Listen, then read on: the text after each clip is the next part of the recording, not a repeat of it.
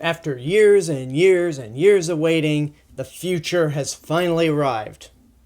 And it was all a lie. No self-lacing Nikes, no flying cars, no sports almanacs, no Jaws 19, no Mr. Fusion, no self-drying jackets, and no, well, hoverboards. There is this thing out there called hoverboards, but they're not the hoverboards. It was all a lie.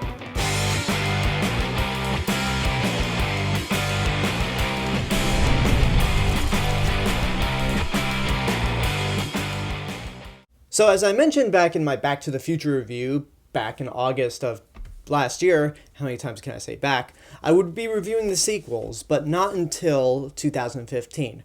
Well, we're here on Wednesday, October 21st, 2015.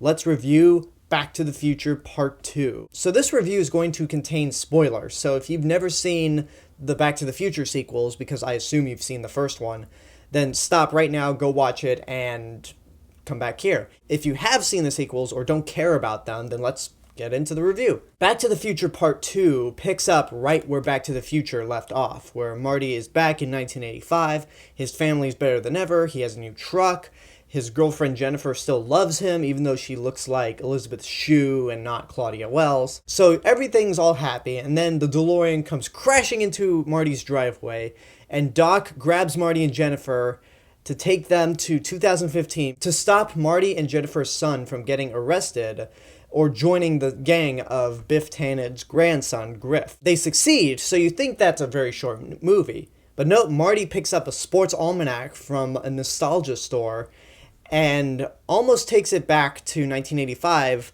but Doc disapproves of it because he didn't want Marty to tamper with the future. So Doc throws it away, but old man Biff finds the sports almanac, finds a way to steal the DeLorean, and then leaves, and then comes back to 2015. Doc and Marty head back to 1985, but they find out that it's an alternate 1985 in which Hill Valley is pretty much one giant shithole. There's gangs on the street, murders happening every day, the school's closed. Biff is a multi-millionaire, and worst of all, he is Marty's stepdad. So Marty finds out that old man Biff went back to 1955 to give his younger self the sports almanac so he could bet on all the winnings from 1958 until 2000. So it's up to Marty and Doc to go back to the past to save the future. So I saw Back to the Future Part 2 maybe a year or two after I saw the first Back to the Future. And I really loved the first Back to the Future, and I was really looking forward to seeing the second one. And there was a point where I actually did like this over the first one. I think it was because of the 2015 scenes, like all of Hill Valley in 2015 and all the technology just seemed so cool, especially when you're a kid. And that was probably the main reason why I liked the second one more, although now I think the first one is an absolute classic. And while this one is really good, really, really good, almost great, the first one is still a tad better. But in terms of enjoyment, this is just as enjoyable as the first one. The writing and the comedy is still there. Doc and Marty's banter is still as great as ever, proving once again that Doc and Marty make for my favorite film duo of all time. It's a lot darker than the first Back to the Future was, but I actually kind of like the dark tone, showing off what happens when time travel just falls into the wrong hands. And it leads to some really dark moments. One of the things that happens when Biff is in power in 1985 is that he murders George McFly, Marty's biological father, just so he can marry Marty's mother, Lorraine. That really is fucked up and goes to show how evil Biff is. I mean, Tom Wilson is Biff again, and he was really great in the first movie as this asshole bully you love to hate. He was really a fun character.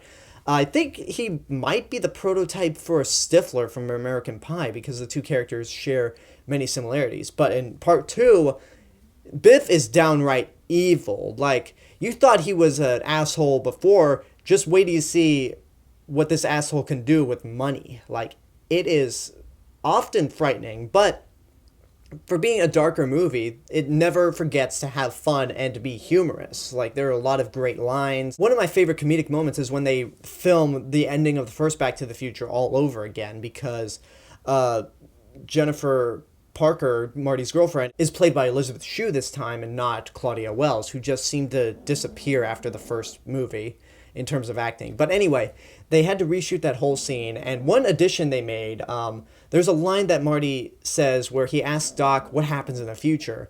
What, do we become assholes or something? And in the first movie, Doc is quick to say, no, both you and Jennifer turned out fine, huh? But when they had to reshoot it for this one, like, Doc just takes a second to think about it, and it's just so hilarious, like the pause and the expression that he makes. It's like, what, we become assholes or something?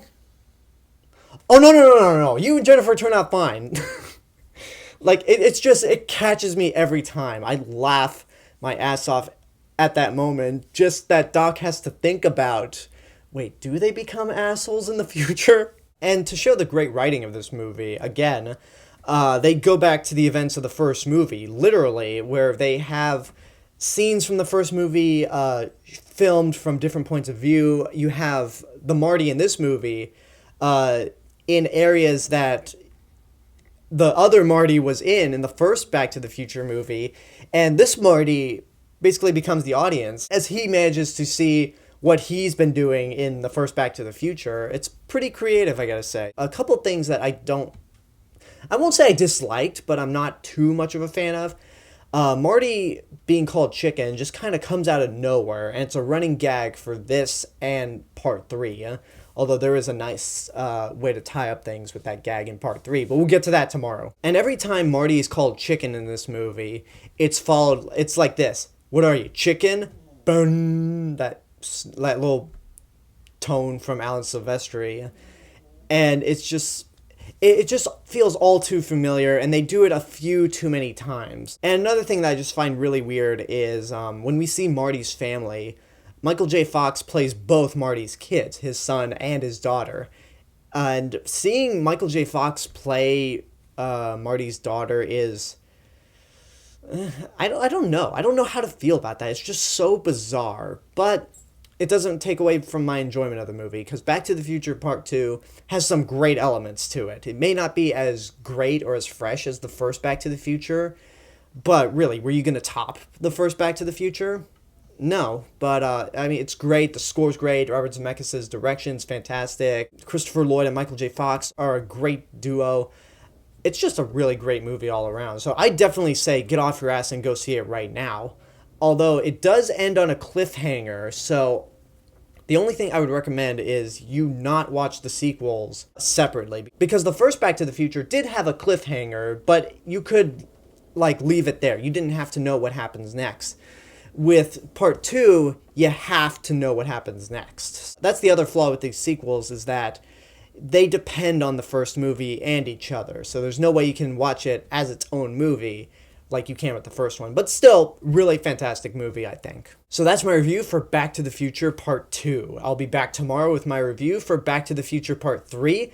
But until then, leave a comment and tell me what you thought of this movie. If you've seen it, what did you think? Like, subscribe, share me with your friends. Don't forget to check out my official website, therealmrrobinson.com. And don't forget to follow me on Facebook, Twitter, Instagram, SoundCloud, and Periscope. Happy Future Day, and this is The Real Mr. Robinson telling you there's only one.